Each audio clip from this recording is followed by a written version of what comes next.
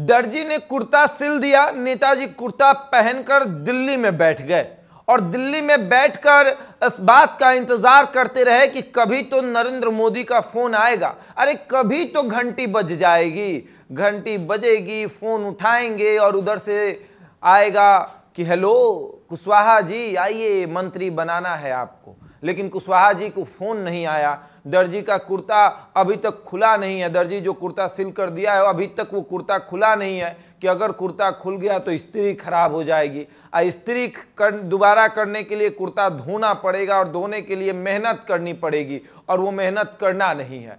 देखिए, मंत्रिमंडल का विस्तार हो गया, भारतीय जनता पार्टी ने अपनी सरकार बना ली। भारतीय जनता पार्टी के तरफ से नरेंद्र मोदी तीसरी बार प्रधानमंत्री की शपथ ले चुके हैं, देश के प्रधानमंत्री बन गए। लेकिन उपेंद्र कुशवाहा अभी भी उसी उम्मीद में दिल्ली में बैठे हैं कि कभी तो फोन की घंटी बजेगी, कभी तो नरेंद्र मोदी कहेंगे कि आइए चाय नाश्ते पर और आपको राज्यसभा भेज देते हैं, क्योंकि विवेक ठाकुर वाला कुर्सी खाली हो गया है। अब विवेक ठाकुर वाला कुर्सी खाली हुआ तो आपको भेज ही सकते हैं। जब आपकी कुर्सी पर नीतीश कुमार एक ब्राह्मण को बैठा सकते हैं तो एक भूमिहार की कुर्सी पर हम आपको क्यों नहीं बैठा सकते हैं?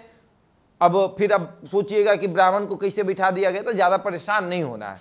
नीतीश कुमार ने उपेंद्र कुशवाहा को एमएलसी बनाया था। उपेंद्र कुशवाहा ने जब एमएलसी के पद को छोड़ा तो नीतीश कुमार ने उस पर एक ब्राह्मण को एमएलसी बना दिया और सदन में भेज दिया। तो उस समय उपेंद्र कुशवाहा ने कहा था कि देखिए किस तरीके से कुशवाहा की कुर्सी पर ब्राह्मण को बैठाया गया और यही कहते हैं कि हम सबको साथ लेकर चलते हैं, किसी के साथ गलत नहीं करते हैं। तो देखिए हमारे साथ गलत हो रहा है। तो अब उपेंद्र कुशवाहा इस उम्मीद से बैठे हैं कि भूमिहार की जो कुर्सी केंद्र में खाली हुई है, यानी राज्यसभा वाली कुर्सी, उस कुर्सी पर हमको बैठा दिया जाए और बैठाकर बड़े सम्मान से एक बार फिर से मंत्रालय दे दिया जाए, ताकि हम काराकाट वालों को बता सके कि तुम हरा भी दिए तो क्या हुआ, हम तो मंत्री बन गए। ताकि हम पवन सिंह को यह बता सके कि तुमने मुझसे 20,000 वोट लाकर क्या कर लिया, हम तुमसे 20,000 कम वोट लाकर केंद्र में मंत्री बन गए, और इस तरह की तमाम चीजों को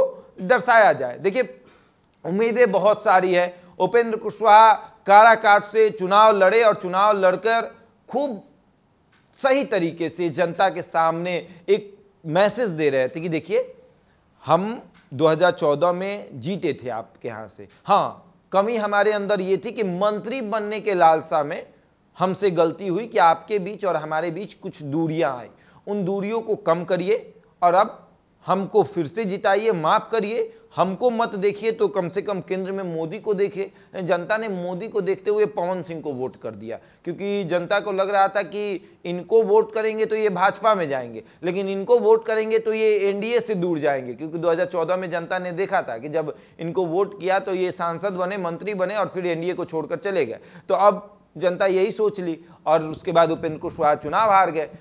चुनाव इस कदर हारे कि तीसरे नंबर पर गए, और तीसरे नंबर पर भी गए तो 20 से 25,000 कम वोट था।